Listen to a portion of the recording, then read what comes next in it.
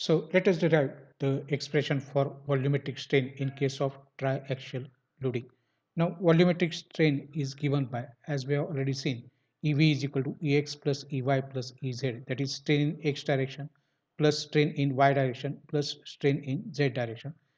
Now strain in X direction is this particular term, that is sigma X upon E minus mu sigma Y upon E minus mu sigma Z upon E.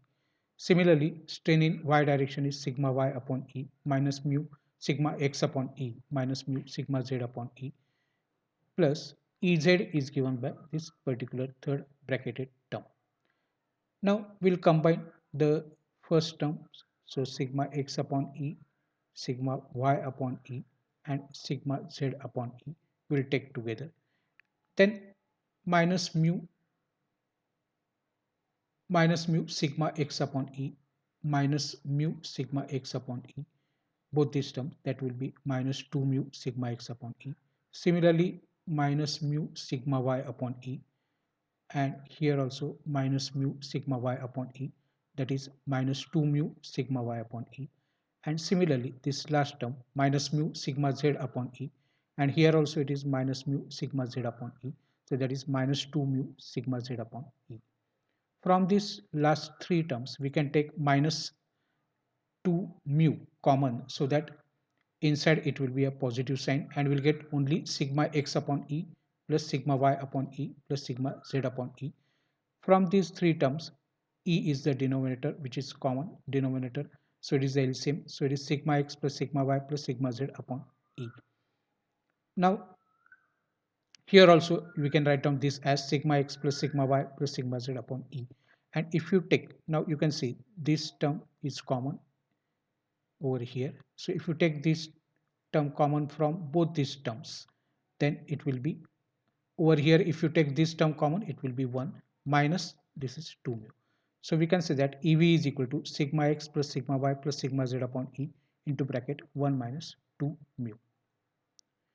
Now the another important term which is there is known as the bulk modulus.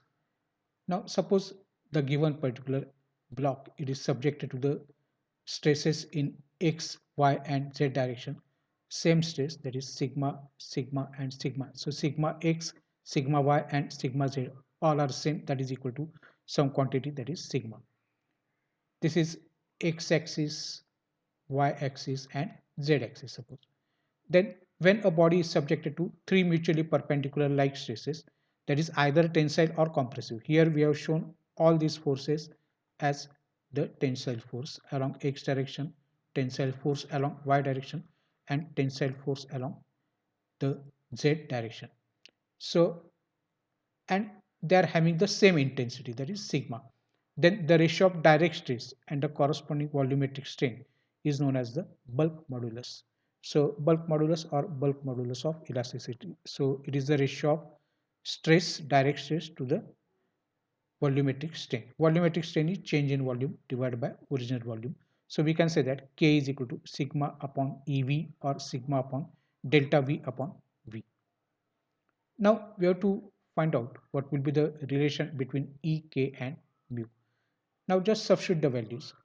So just now we have derived the expression, that is EV is equal to sigma x plus sigma y plus sigma z upon E into 1 minus 2 mu. Now in place of EV we can substitute delta V upon V, that is change in volume divided by original volume. In place of sigma x, sigma y and sigma z, it is sigma, sigma and sigma that we have substituted, because the magnitude of the stress is remaining same or intensity of the stress is remaining same. So sigma plus sigma plus sigma, that is 3 sigma. Now just now we have derived that K is equal to direct stress divided by volumetric strain. So sigma as it is, delta V upon V is nothing but this value. So we can substitute this entire value in the denominator. Now sigma will get cancelled out from numerator as well as from the denominator. So it will be only 1 that will remain in the numerator, and in the denominator it will be 3 upon E 1 minus 2 mu. Now this denominator of the denominator, it will go in the numerator. So it is E into 1, that is E, divided by 3 1 minus 2 mu. Just cross multiply by this. So we can say that E is equal to 3k 1 minus 2 mu. So this is the relation between E, K and